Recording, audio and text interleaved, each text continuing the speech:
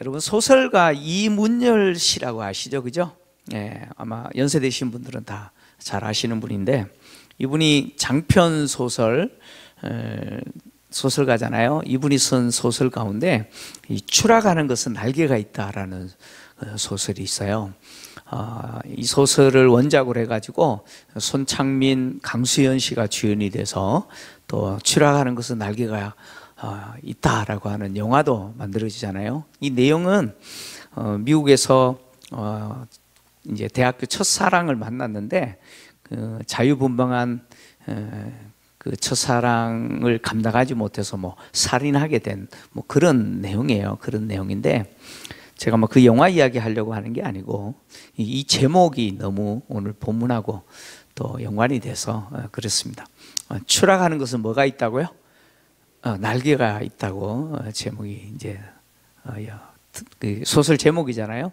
근데 한번 생각해 보세요. 날개가 있는데 왜 추락하죠? 정확하게 이야기하면 추락하는 이유는 뭐겠어요? 날개가 없으니까 추락하겠죠, 그죠? 그래서 시중에 이제 뭐 이렇게 정치적인 어떤 용어들이나 이런 표현들을 사용할 때 추락하는 것은 날개가 없다. 이제 끝없이 추락하는 것을 빗대어서 그렇게 표현을 하기도 합니다. 오늘 본문에 등장하는 솔로몬이 아마 이 용어와 맞을 것 같아요. 추락하는 것은 날개가 없다. 솔로몬 왕은요, 하나님을 사랑한 자였죠, 그죠? 사랑한 자였는데 이 9장부터 서서히 하나님과 관계에서 비뚤어지기 시작하였는데 이 11장에 와서는 완전히 이제 추락하는 것은 날개가 없는 상태가 되어버렸습니다. 그냥 하염없이 추락해 버립니다. 이 열왕기를 기록한 저자는 3장 3절에 솔로몬 이야기를 시작하면서 이렇게 시작을 했어요. 열왕기상 3장 3절 한번 같이 읽겠습니다. 시작. 솔로몬이 여호와를 사랑하고 그의 아버지 다윗의 법도를 행하였으나 산당에서 제사하며 분향하였더라. 솔로몬의 이야기를 시작하면서 솔로몬이 누구를 사랑했다라고 이야기합니까? 하나님을 사랑했다, 여호와를 사랑했다라고 시작을 했지 않습니까? 여호와를 사랑했던 솔로몬이 이제 11장 1절을 하면서 이방 여인을 사랑했다라고 바뀝니다. 여호와를 사랑했던 솔로몬은요, 이제 이방 여인을 사랑하죠. 또 그러고 인해서 하나님을 이제 완전히 떠나게 되고 우상을 숭배하는 내용으로 솔로몬의 이야기는 끝납니다. 끝나는데 여러분, 우리가 봤던 것처럼 솔로몬은 누구보다도 누구도 가지지 못했던 그 지혜를 가졌잖아요, 그죠? 누구도 가지지 못했던 지혜를 하나님이 그에게 주셨습니다. 뿐만 아니고 세상에 그 어떤 왕도 누려보지 못했던, 비교할 수 없는 부귀를 누렸던 왕이 솔로몬 아닙니까? 그러나 그것이 솔로몬 왕으로 하여금 죄와 우상 숭배로부터 구원하지 못했다는 것이죠. 인간이 세상의 모든 지혜를 가진다고 해서 그것이 인간의 죄로부터 또 우상 숭배로부터 벗어나게 해주느냐, 구원해 주느냐, 절대 그렇지 않다는 거예요. 세상의 전부를 가졌다, 세상 것 내가 다 가졌다고 할지라도 그것이 죄와 우상 숭배로부터 나를 구원해 주느냐, 절대 그렇게 하지 못한다는 거예요. 솔로몬은 시작이 좋으면 끝도 좋다라고 착각하는 것을 완전히 쥐어버리는 사람이 솔로몬이죠. 끝이 아름다워야죠, 그죠? 네, 끝이 아름다워야 됩니다. 솔로몬은 그런 측면에서 시작은 좋았으나 끝이 아름답지 못한 사람이죠. 오늘 서론에서 이야기했던 것처럼 추락하는 것은 날개가 없습니다. 그냥 하염없이 추락해버립니다. 솔로몬이라는 사람은 단지 한 개인의 실패의 모델만 제시하는 게 아니에요. 왜 이스라엘 백성들이, 이스라엘이라고 하는 국가가 실패할 수밖에 없었는지 그것을 보여주는 인물이 이 솔로몬입니다. 솔로몬이 하나님과 관계에서 멀어지게 된 원인이 몇 가지 있잖아요. 원인이 몇 가지 있는데 우리가 정말 사랑하는 거예요. 우리도 사랑하는 거예요. 솔로몬이 하나님과 관계에서 멀어지게 만들었던 요인이 바로 금, 그리고 또 힘, 그리고 여자였습니다. 이 세 가지죠. 하나님은 이스라엘 백성을 통치하는 왕에게 세 가지를 금지했어요. 말을 많이 소유하지 말라라고 했죠. 힘이잖아요. 그 다음에 금을 자기를 위해서 많이 쌓지 말라라고 했어요. 돈이잖아요, 그죠? 그 다음에 아내를 많이 두지 말라라고 했어요. 여자잖아요. 근데 솔로몬은 이 세 가지를 다 어겨버렸어요. 우리가 보았던 것처럼 10장에서는 솔로몬이 자기를 위해서 얼마나 금을 쌓는지를 보여주죠. 그리고 또 병거와 마병의 성을 건축하고 또 병거와 마병 부대를 조직하고 그것을 위해서 말들을 애굽과 각 나라에서 사오는 모습들을 보여줍니다. 그리고 드디어 이제 11장에는 많은 여인을 두죠. 많은 아내를 두고 있는 솔로몬의 모습을 보여줍니다. 솔로몬은 하나님을 사랑했는데 그 마지막은 하나님이 아니라 이 이방 여인을 사랑하는 모습으로 변질되고, 또 오늘 11장 1절은 바로의 딸만이 아니라 이방의 많은 여인들을 사랑했다라고 시작합니다. 사실 솔로몬의 이 실패는요 이미 예고되어 있었어요. 그가 왕이 되었을 때부터 솔로몬의 실패는 예고되어 있었습니다. 3장 3절에서 솔로몬이 여호와를 사랑하고 라고 표현했지만 그 앞에 있는 3장 1절을 보면 이렇게 기록을 하고 있죠. 열왕기상 3장 1절을 좀 같이 읽습니다. 시작. 솔로몬이 애굽의 왕 바로와 더불어 혼인관계를 맺어 그의 딸을 맞이하고 다윗 성에 데려다가 두고 자기의 왕궁과 여호와의 성전과 예루살렘 주위의 성의 공사가 끝나기를 기다리니라. 아멘. 솔로몬의 실패는 이미 예고되어 있다는 거죠. 그가 왕이 된 그때부터 이미 그의 실패가 시작되기 시작했다는 거예요. 애굽의 왕 바로의 딸과 결혼했어요. 이방 여인과 결혼하지 말라는 하나님의 말씀을 어기고 결혼했어요. 그리고 또 더해서 애굽과만 사돈 관계를 맺은 것이 아니고 수많은 주변의 이방 민족들의 왕들의 딸들과 결혼하여서 사돈 관계를 맺었습니다. 솔로몬의 생각은 이렇게 사돈 관계를 통해서 이스라엘의 평화를 지킬 수 있다고 생각했는지는 모르겠어요. 그러나 어쨌든 솔로몬은 애굽의 바로의 딸뿐만 아니라 많은 이방 여인의 딸을 사랑했는데, 애굽을 비롯하여 솔로몬과 결혼 관계를 맺은 민족이 모압, 암몬, 에돔, 시돈, 헷 족속의 딸들이다 이렇게 표현했잖아요.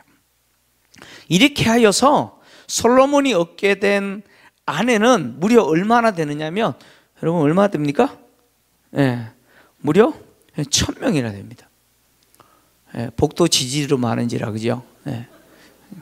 아내가 1000명이나 됩니다. 여기 보니까요 솔로몬의 아내가 700명이고 첩이 300명이다 이렇게 표현합니다. 여러분 솔로몬이 누린 부귀영화도 대단했잖아요, 그죠? 솔로몬이 누린 부귀영화도 대단했지만 이 여자 관계도 대단하잖아요, 그죠?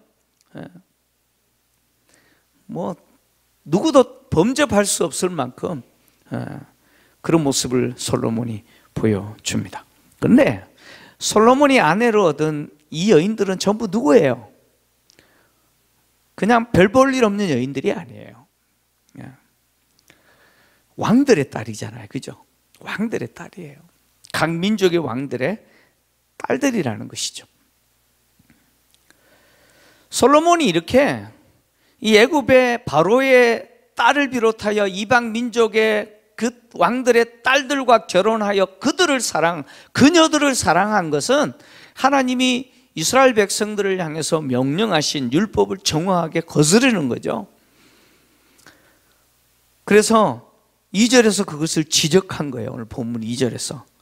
오늘 본문 2절은 이렇게 이야기하죠. 여호와께서 일찍이 이 여러 백성에 대하여 이스라엘 자손에게 말씀하시기를 너희는 그들과 서로 통혼하지 말며 그들도 너희와 서로 통용하게 하지 말라. 그들이 반드시 너희의 마음을 돌려 그들의 신들을 따르게 하리라 하셨으나 솔로몬이 그들을 사랑하였더라.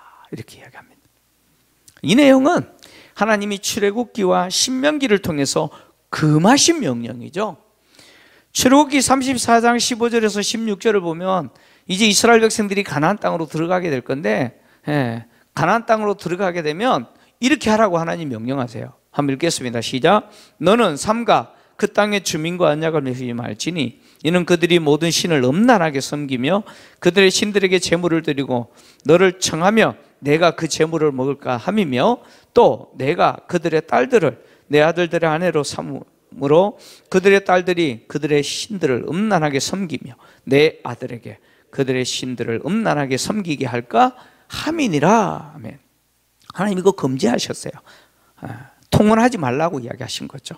신명기 7장 1절에서 4절 모세가 다시 출애굽 2세대들을 향해서 똑같이 이렇게 하나님이 명령하신 것을 전달합니다. 신명기 7장 1절에서 4절 보면 한번 읽겠습니다. 시작. 내 하나님 여호와께서 너를 인도하사 내가 가서 차지할 땅으로 들이시고 내 앞에서 여러 민족 헷 족속과 기르가스 족속과 아모리 족속과 가나안 족속과 브리스 족속과 휘 족속과 여부스 족속 곧 너보다 많고 힘이 센 7 족속을 쫓아내실 때에 내 하나님 여호와께서 그들을 내게 넘겨 내게 치게 하시리니 그때에 너는 그들을 진멸할 것이라. 그들과 어떤 언약도 하지 말 것이요 그들을 불쌍히 여기지도 말 것이며 또 그들과 혼인하지 말지니 내 딸을 그들의 아들에게 주지 말 것이요 그들의 딸도 내 며느리로 삼지 말 것은 그가 내 아들을 유혹하여 그가 여호와를 떠나고 다른 신들을 섬기게 하므로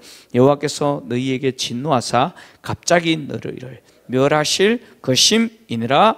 아멘. 하나님이 이 통혼하지 말라고 분명히 말씀을 하셨습니다. 그럼에도 불구하고 솔로몬은 그렇게 하지 못했다는 것이죠. 하나님 왜 금지하셨습니까? 금지하신 이유가 뭡니까? 결혼을 통해서 그 이방 민족의 딸들, 아들들이 우상 숭배하던 그들이 결혼을 통해서 하나님께 돌아오면 좋겠는데 하나님께 돌아오는 것이 아니라 도리어 이스라엘 백성들이 그들이 섬기는 우상 숭배로 가버린다는 거예요. 그래서 너희 딸들, 너희 아들들로 하여금 하나님에게서 떠나서 우상을 음란하게 섬기게 만들 것이라는 거예요. 반드시 그렇게 만들 것이라는 거예요. 그래서 그들과 통혼하지 말라라고 명령하신 거잖아요. 그럼에도 불구하고 솔로몬은 하나님의 이 명령을 거스르죠. 그래서 이방의 여인들을 사랑하게 됩니다. 자, 오늘 보면 4절을 보면요 이렇게 기록하고 있습니다. 4절을 좀 같이 읽겠습니다. 시작. 솔로몬의 나이가 많을 때에 그의 여인들이 그의 마음을 돌려 다른 신들을 따르게 하였으므로 왕의 마음이 그의 아버지 다윗의 마음과 같이 아니하여 그의 하나님 여호와 앞에 온전하지 못하였으니. 아멘. 자, 솔로몬은 사실 하나님이 세운 왕 아니에요, 그죠? 여러분 열왕기를 보면 솔로몬이 왕이 될 상황이 아니었어요. 그럼에도 불구하고 하나님이 솔로몬으로 하여금 다윗의 뒤를 이어서 왕이 되게 했어요. 그래서 솔로몬은 전심으로 그의 마음에 있어서 전심으로 하나님을 사랑하고 온 마음을 하나님께 드려야 돼요. 그런데 이 솔로몬이 전심으로 하나님을 사랑하고 섬겨야 되었음에도 불구하고 이제는 그 전심이 하나님이 아니라 누구에게로 향해 버렸어요? 이방 여인에게로 향해 버렸다는 거예요. 그래서 이방 여인을 전심으로 사랑하고 그 여인들이 숭배하는 우상을 전심으로 사랑하고 숭배하는 자가 되어 버렸다는 거예요.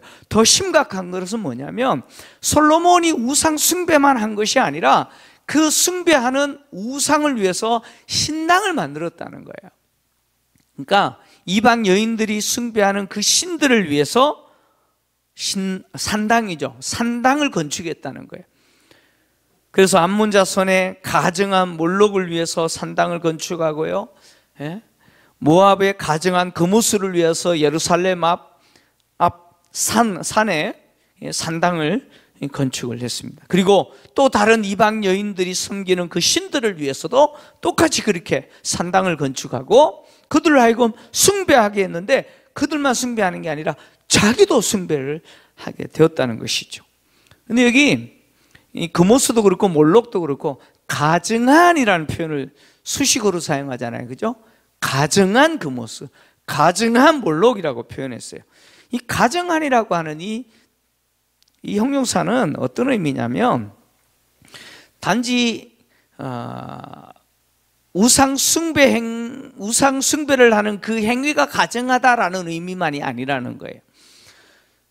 우상 숭배 행위 속에 무엇이 동반되느냐면 성적인 행위가 동반이 되고 심지어 여러분 이 모압 민족이 숭배했던 이 그모스, 그래서 모압 사람을 그모스의 사람들이라고 표현하는데 이 그모스 신을 숭배하는 행위 속에서는 인신 숭배도 있다는 거예요. 즉 인신 제사도 있다는 거예요. 그러니까 사람을 제물로 드리는 그런 끔찍한 행위도 했다는 것이죠. 그래서 이렇게 우상 숭배하는 이 행위 속에 성적인 타락과 심지어 사람의 생명을 해하는 이런 끔찍한 일들도 마다하지 않고 저질렀다는 것이죠. 이런 가증한 행위를 하도록 어떻게 했다는 거예요? 산당을 건축하고 자기도 그렇게 했다는 것이죠. 여러분 솔로몬이 이렇게 이방 여인들을 사랑하고 또 그 여인들이 숭배하는 우상 숭배에 마음이 빼앗겼지만 사실 하나님을 사랑했잖아요. 솔로몬이. 그죠? 솔로몬이 하나님을 사랑했잖아요. 그러면 물어볼게요. 솔로몬은 이제 하나님을 완전히 지워버리고 이 여인들을 사랑하고 우상 숭배했을까요? 솔로몬이 하나님이라는 존재를 완전히 지워버리고 이 여인들을 사랑하고 이 여인들이 숭배하는 그 각종 우상들을 숭배했을까요? 그럼 아닙니다. 그 양다리 걸치는 거 아시죠? 그죠? 솔로몬은 어떤 존재가 되어버렸냐면 하나님은 유일하신 분이다 라고 하는 것을 신앙으로 고백을 했던 사람이에요. 그죠? 하나님은 유일하신 분입니다 라고 신앙 고백했던 사람인데 이방 여인을 사랑하고 그 이방 여인들이 솔로몬의 마음을 돌이켜서 그들이 숭배하는 신들을 숭배하게 따르게 만들었더니 솔로몬이 어떻게 바뀌어버렸느냐? 다신주의자가 되어버렸다는 거예요. 다신이 뭐예요? 다신주의. 하나님도 계시고 많은 신들도 있다고 생각합니다. 그래서 하나님도 숭배하고 하나님도 사랑하고 하나님도 섬기고 또요 이방 여인들도 사랑하고 그들이 숭배하는 신들도 사랑하고 아내도 사랑하고 미스 김도 사랑하고 그죠? 그렇게 되는 거예요. 자, 솔로몬이 성전을 건축하고 하나님께 이렇게 기도했어요.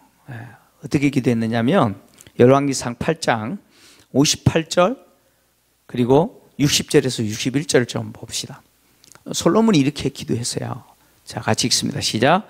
우리의 마음을 주께로 향하여 그의 모든 길로 행하게 하시오며 우리 조상들에게 명령하신 계명과 법도와 율례를 지키게 하시기를 원하오며 60절 61절 이에 세상 만민에게 여호와께서만 하나님이시고 그 외에는 없는 줄을 알게 하시기를 원하오노라. 그런즉 너희 마음을 우리 하나님 여호와께 온전히 바쳐 완전하게 하여 오늘과 같이 그의 법도를 행하며 그의 명령을 계명을 지킬지어다. 아멘. 여러분, 솔로몬이 어떻게 기도했어요? 솔로몬이 어떻게 기도했습니까? 우리 마음을 누구에게로 향하게 해달라고요?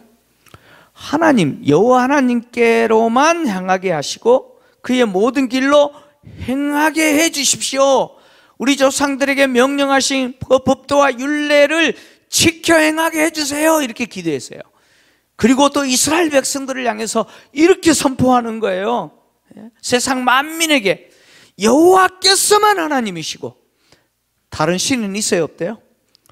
없다. 여호와만이 하나님이시고 그 외에는 없는 줄 알게 하시기를 원하고, 그런즉 이스라엘 백성들을 향해서 하는 말이에요. 너희 마음을 우리 하나님 여호와께 온전히 바쳐서 완전하게 하여 오늘날 같이 그의 법도를 행하며 그의 계명을 지켜라, 이렇게 했잖아요. 솔로몬은 그렇게 기도했어요. 정말 기도가 멋있잖아요, 그죠? 근데 그렇게 기도해놓고 그 기도한 내용을 싹 다 뒤집어 버렸어요. 싹 다 뒤집어 버렸어요. 세상 만민으로 하여금 여호와 외에는 없다는 것을 알게 해야 된다라고 해놓고는 결국 자기 자신이 어떻게 해버려요? 여호와도 사랑하고, 누구도 사랑하고요? 아스다롯도 사랑하고, 금오스와 몰록도 사랑하고, 이방 여인들도 사랑하면서 그들이 숭배하는 신들도 사랑하는 자가 되어버렸다는,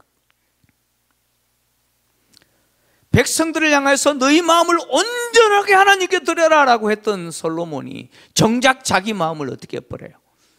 이방의 신들로 향하게 만들어버렸다는 거예요.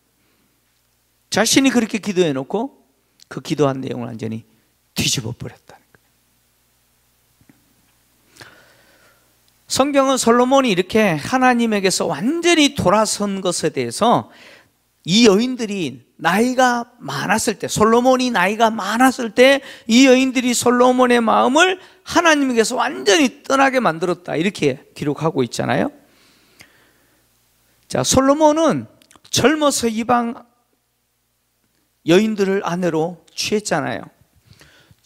바로의 딸을 시작으로 해서 주변의 민족들의 왕들의 딸들을 아내로 맞이했어요.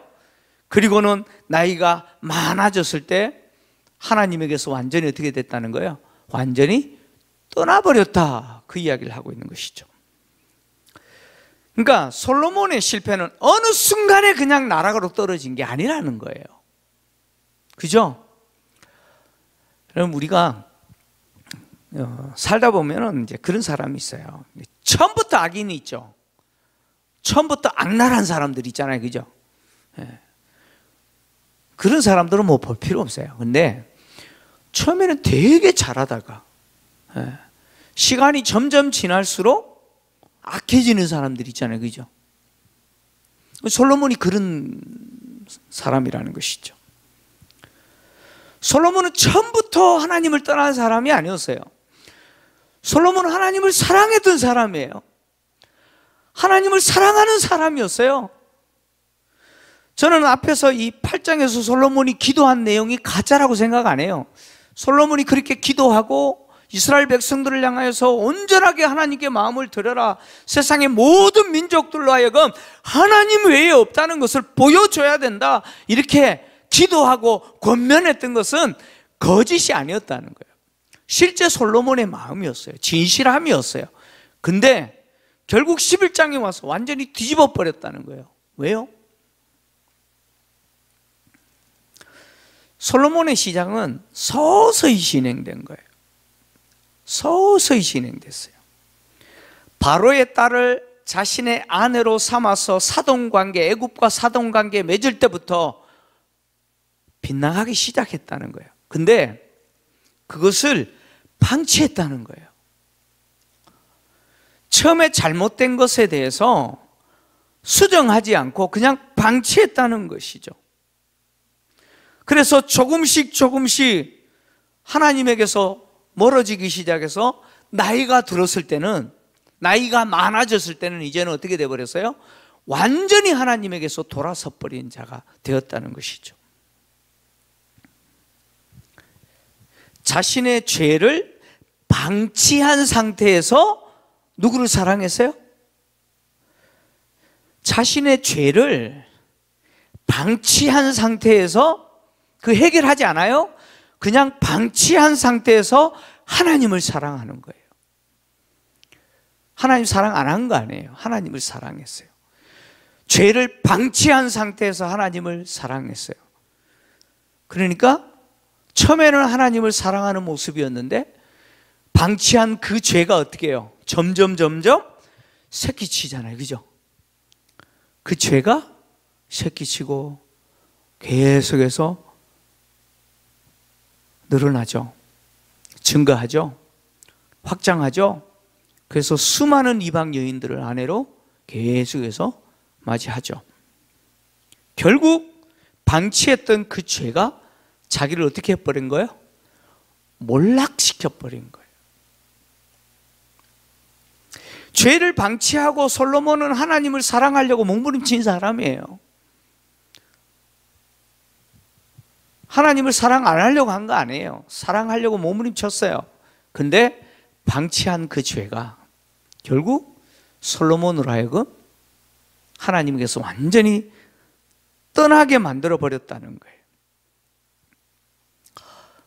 이런 단어들이 있잖아요. 갱신, 저도 뭐 교회갱신협의회 소속인데, 네. 갱신, 개혁, 변화, 진보, 이런 단어들 참 멋있잖아요, 그죠? 네, 멋있죠? 네. 근데요, 이런 뭐 갱신이나 개혁이나 그 다음에 뭐 변화, 진보, 뭐 이런 단어들은요, 사실 교회가 계속해서 생각해야 돼요. 그리고 성도들은 이 단어가 자신의 그 삶에 늘 적용되도록 해야 돼요. 세상에 실수 없는 사람은 없어요. 그렇죠? 실수 없는 사람은 없어요. 넘어지지 않는 사람이 있습니까? 없습니다. 실수하지 않는 사람도 없고요. 넘어지지 않는 사람도 없습니다. 문제는 뭐냐면 나의 실수를 깨닫고 내가 넘어졌다는 사실을 깨닫고 다시 일어나고 돌아서는 거죠. 그죠? 근데 자기가 실수했고 넘어진 것에 대해서 그냥 방치해버려요. 그냥 방치해버려요. 그냥. 그러면 결국 어떻게 됩니까? 결국 망한다는 거죠. 바울이 고린도전서 10장을 통해서 중요한 교훈을 우리에게 주고 있어요. 고린도전서 10장을 보면 바울이 어떤 이야기를 하냐면 이스라엘 백성들이 홍해를 건너고 광야를 통과하면서 하나님이 그들에게 베풀으시는 구원의 은혜를 누리잖아요. 그래서 신령한 양식을 먹어요. 만나를 먹어요. 그리고 신령한 반석에서 물을 마시잖아요. 네. 그런데 실패해요. 실패해요. 왜 실패하느냐? 그 이유가 뭐냐? 그 이유는 우상을 숭배하고요. 그리고 끊임없이 하나님을 어떻게 해요? 시험하고, 그리고 원망함으로 인해서 실패했다는 거예요. 그 이야기를 하면서 바울이 왜 이스라엘 백성들이 실패했던 그 내용을 성경에 기록했느냐? 그것은 우리로 하여금 본보기로 삼으라고 기록했다는 거예요. 고린도전서 10장 11절 같이 읽겠습니다. 시작. 그들에게 일어난 이런 일은 본보기가 되고 또한 말세를 만난 우리를 깨우치기 위하여 기록되었느니라. 아멘. 이스라엘 백성들이 실패한 그 내용을 왜 기록했느냐? 말세를 만난 우리로 하여금 깨우치도록 본보기 역할을 한다는 거예요. 그렇게 하지 말라는 거예요. 그래서 바울은 그 내용을 통해서 그렇게 이야기하는 거예요. 우리는 우상 숭배하면 안 된다. 우리는 하나님을 시험하지 말라. 너희는 하나님을 원망하지 말라. 이렇게 말을 해요. 그러면서 정말 우리 가슴에 새겨야 될 너무나 중요한 한마디를 해요. 한마디. 그 내용이 12절입니다. 12절, 고린도전서 10장 12절 같이 읽습니다. 시작. 그런즉 선줄로 생각하는 자는 넘어질까 조심하라. 아멘. 사람이 실패하는 이유가 뭐예요? 실패하는 이유가 뭐예요? 내가 섰다고 생각하는 거예요. 이만하면 됐다라고 생각하는 거예요. 그 방심이잖아요. 그죠?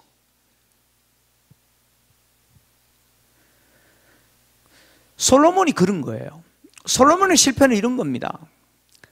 그러니까 바로의 딸과 결혼을 한 이 문제에 대해서 빨리 처리했어야 돼요. 그죠? 파혼했어야 돼요. 단호하게 이거는 성경이 아니기 때문에, 하나님의 계명이 아니기 때문에 단호하게 처리해버렸어야 돼요. 근데 그대로 두고 나름대로 하나님 사랑한다고 몸부림쳤는데 결국 그것이 계속해서 뭐예요? 여러분, 죄는 그냥 두면요, 죄는 그냥 두면 계속 정식이에요. 계속 정식이에요. 나로 하여금 어떤 사람 되도록 만드냐면 무감각하게 만들어버려요. 우리 실수할 수 있다 그랬죠. 그죠? 넘어질 수 있다 그랬어요. 실수하지 않는 사람도 없고 넘어지지 않는 사람도 없어요. 저도 똑같아요.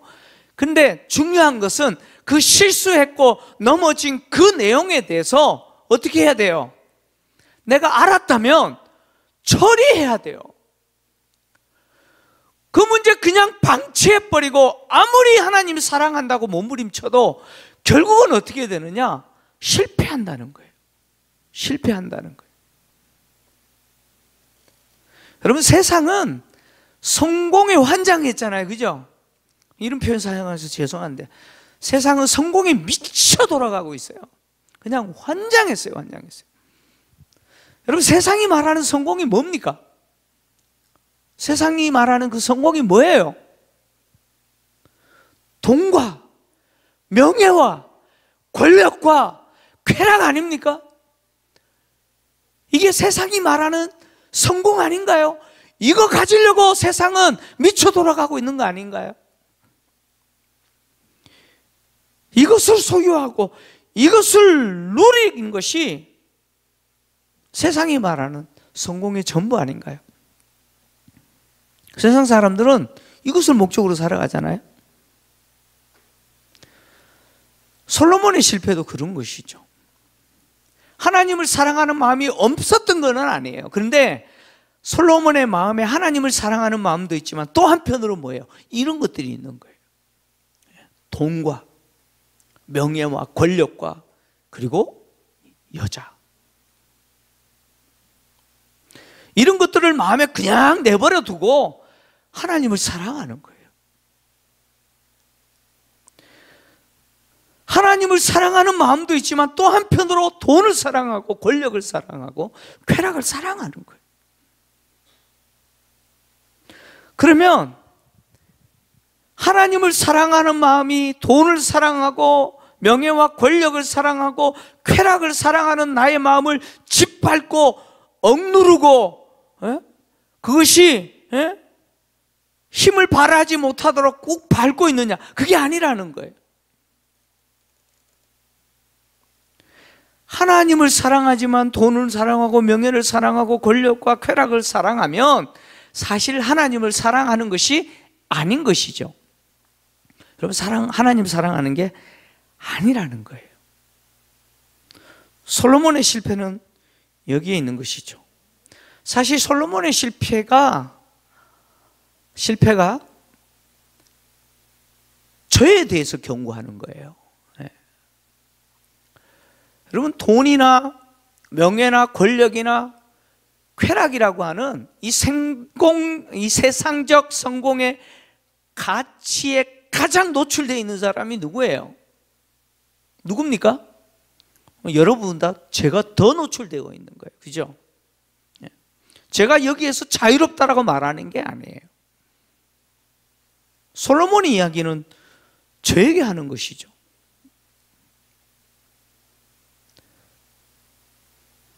죄를 방치하고 하나님을 사랑할 수는 없어요, 여러분.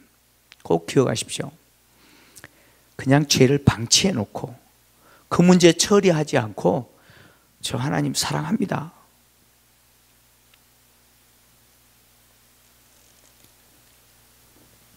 근데 방치했던 그 죄가요, 계속 내 발목을 잡아요. 계속 나를 넘어뜨리고요.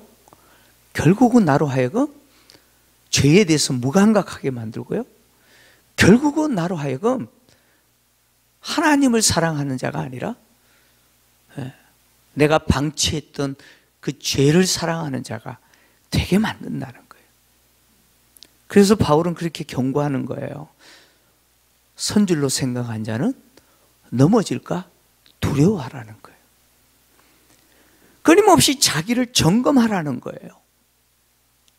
내가 지금 하나님과 관계에서 바로 서 있는지 점검하라는 거예요. 내가 하나님을 사랑하는 자인가 점검하는데 그 사랑하는 그 마음 이면에 또 사랑하는 것이 무엇이 있는지 점검하라는 거예요. 하나님도 사랑하면서 이것도 사랑할 수 없다는 거예요.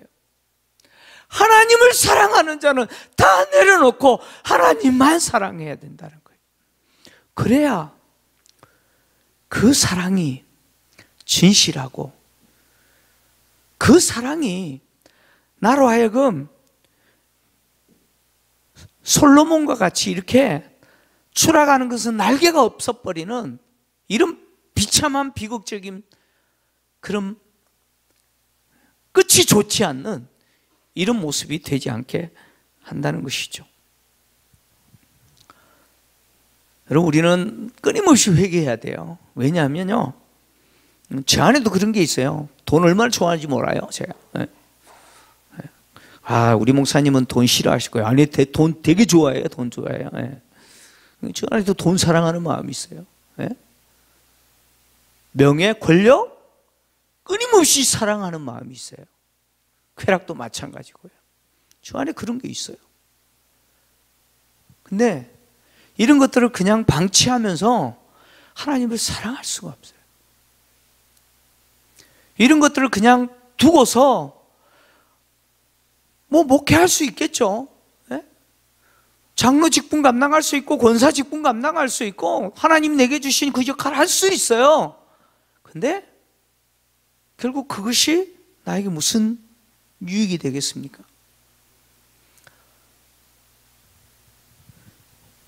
하나님을 사랑한다 그러면서 우리 안에 끊임없이 일어나는 이 돈과 명예와 권력과 쾌락을 사랑하는 이 마음들, 특히 이 세상이 그렇게 미쳐 돌아가고 있잖아요. 그런데 그런 세상의 그 가치, 거기에 함몰돼서 우리도 그 모습, 그 길 걸어가면서 또 한편으로 하나님 사랑한다라고 말할 수 없다는 것이죠. 그래서 우리는 회개해야 된다는 거예요. 끊임없이 여러분, 갱신, 개혁이라고 하는 것은 빨리 돌아오는 거예요. 가장 개혁된 사람은 누구냐면 가장 빨리 돌아오는 사람이에요. 내가 얼마나 돈을 사랑하고 얼마나 내가 하나님이 아닌 것들을 사랑하고 있는지를 점검하고 돌아서는 것이죠. 빨리 돌아서고 빨리 내려놓고 하나님 앞에 나를 드리는데 하나님의 말씀 앞에 나를 굴복시키고 하나님께 복종시키도록 몸부림쳐야 된다는 거예요. 그럴 때 우리가 하나님을 향한 그 사랑과 그 헌신이 나에게 있어서 뭐가 됩니까? 생명의 양식이 되고, 그리고 그것이 나로 하여금 하나님이 주신 그 사명 끝까지 감당하게 한다는 것이죠. 오늘 솔로몬이 우리에게 주는 이 교훈은요, 바로 이런 겁니다. 처음부터 나빠진 거 아니에요. 그냥 방치했기 때문에 가볍게 여겼던 그것이 결국 이런 사단이라는 표현이 맞을 것 같아요. 이런 사단이 난 거예요. 항상 우리는 깨어 있어야 돼요. 그래서 여러분, 작은 것도 타협하려고 하지 마십시오. 끊임없이 우리는 타협하려고 하는 마음이 있어요. 그런데 타협하려고 하지 마시고 끊임없이 하나님 앞에 내 연약함을 내려놓고 하나님 앞에 바로 서도록 몸부림치시는 저와 여러분 되시기를 주의 이름으로 축원합니다.